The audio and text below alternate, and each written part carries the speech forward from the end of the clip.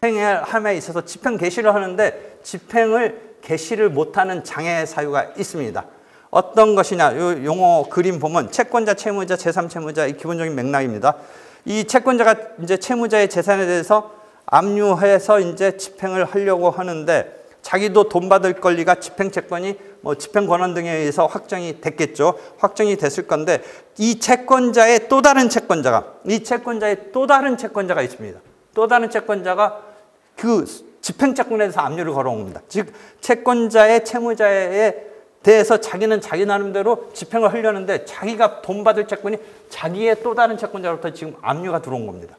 그러면 압류가 걸렸으니까 자기 집행채권을 전제로 자기는 또 자기의 채무자의 제3채무자 등의 재산에 대해서 예컨대 채권 집행하려는데 자기 채권 자체가 또 다른 채권자로부터 지금까지 이 그림은 안 들어왔지만 이렇게 해서 지금 채권자의 채무자의 집행채권에 누가 또 다른 채권자가 자기의 채권자죠. 그러니까 이 채무자에 대한 채권 여기에 있어서 그 채권에 대해서 채권자의 채무자 채권에 대해서 누가 지금 압류가 들어온 겁니다. 그럼 이 압류가 들어온 게 집행을 자기 집행, 이 채권자 입장에서 자기 집행이 정지되는 장애 사유가 되느냐가 문제가 됩니다. 그러니까 4명이 등장하는 겁니다. 이 채권자의 또 다른 채권자가 있다라는 겁니다. 그림상은 채권자의 또 다른 채권자.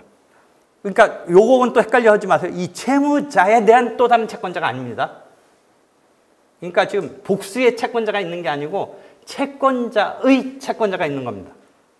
헷갈려 하지 마세요. 채무자의 채권자가 있는 게 아니라 요 채권자의 채무자의 채권에 대한 채권자의 채권자가 요걸 압류 걸어 들어온 겁니다. 그렇기 때문에 이 본래 여기 그림에 나오는 채권자가 자기 채권을 집행을 하는데 그게 집행 장애 사유가 되느냐입니다. 근데 이 압류가 들어왔다라는 것에 있어서 자기가 지금 집행 장애는 뭐가 되느냐? 자기가 채무자의 제3채무자에 대한 채권에 집행을 함에 있어서 자기도 지금 누구로부터 자기 집행하려는 채권이 압류가 걸려 있으니까 이걸 내가 여기 있어서 내 그림에 나오는 채권자가 나 집행을 못하게 되는 장애가 되느냐? 그게 이해되겠습니까? 지금 그런데 이게 두 가지가 있습니다. 자기가 지금 이 채무자의 제3채무자에 대한 그림에서 압류 정도 들어간 것은 할 수 있다.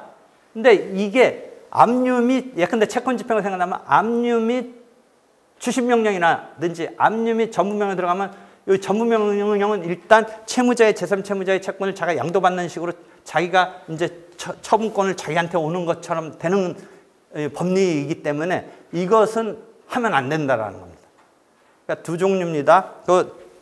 그래서 거의 일단 판결요지 대가로 1번을 보면 채권 압류 명령. 이때 채권 압류 명령은 요 그림상 채권자가 제3채무자에 대해서 그 채권 채무자의 채권에 대해서 압류를 했을 때 집행장애 사유가 되는 건 아닌데 다시 대가로 2번에 와서 쭉 보면 전부명령의 경우는 그게 무슨 말인가 되게 헷갈리는데 전부명령까지 나가는 것에서는 안 된다라는 집행을 장애. 즉 채권자의 또 다른 채권자가 자기 채권에 대해서 압류 들어온 걸 전제로 자기는 자기 채권에 대해서 압류를 들어가는 것까지는 괜찮은데 전부명령 들어가면 이건 할 수 없다라는 거. 집행장애 사유가 된다. 그다음에 이 법리는 우리가 이제 이중적으로 지금 별개의 법률이 있는데 세금 같은 것에 있어서 국세징수법에 의해서 체납 처분이 되는 게 이런 체납 처분이 압류에 해당하는 그런 처분인데 이런 경우에도 같은 법리가 적용된다라고 한 겁니다. 그러니까 우리는 세금 등에 있어서는 이제 어쪽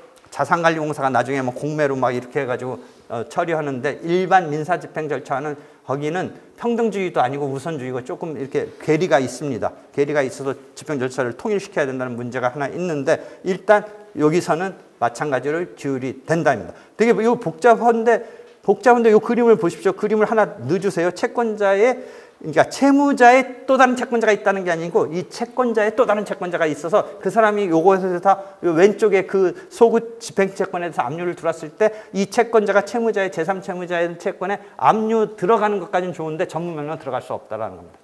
그 다음에 이 전부명령이 들어가는 것에서 전부명령이 그 대가로 이번에 마지막 보면 전부명령 되는 것인데 확정되기 전에 집행장애 사유가 발생했기 때문에 확정되기 전에 됐으니까 확정되기 전에 확정되지 않았으니까 이게 전부명령은 일단 직권으로 취소되고 해서 집행이 자기가 전부명령으로 들어가는 것은 지금 집행을 장애가 되니까 이 전무명령 할 수 없다.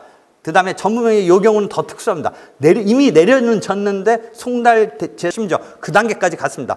전무명령이 들어가서 내려져서 제3채무자에게 송달돼서 제3채무자가 거기에 대해서 즉시 항고를 해서 확정이 되는 단계가 마련되어 있는데 그런 단계 정도까지 해서 확정되기 전에 지금 자기가 압류를 당한 겁니다. 이 채권자가 또 다른 자기의 채권자로부터 압류를 당했을 때 이 전무명령이 어떻게 되냐? 직권으로 취소돼야 되는, 즉 집행을 함에 있어서 장애가 그 압류 당한 것이 장애로 작동해서 이 전무명령은 취소된다는 그러한 법리입니다. 이해하시겠습니까? 조금 복잡합니다.